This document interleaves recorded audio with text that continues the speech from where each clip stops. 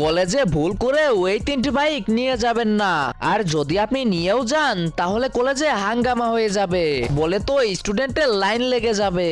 আর seriously শেষের বাইকটি তো সবারই ড্রিম বাইক হয়, তো সেটাকে একদমই মিস করবেন না।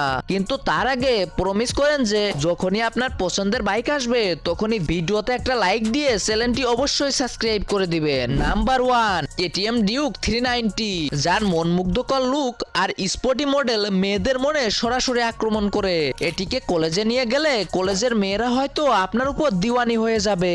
নাম্বার 2, এইবার হচ্ছে কেটিএম এর বাপ মানে সবুজ যমরাজ, বলে তো ZX10R, এর ব্যাপারটাই আলাদা। আর এটাকে যদি কেউ কলেজে নিয়ে যায় তো ভাই সেদিন হয়তো কলেজ বন্ধই হয়ে যাবে।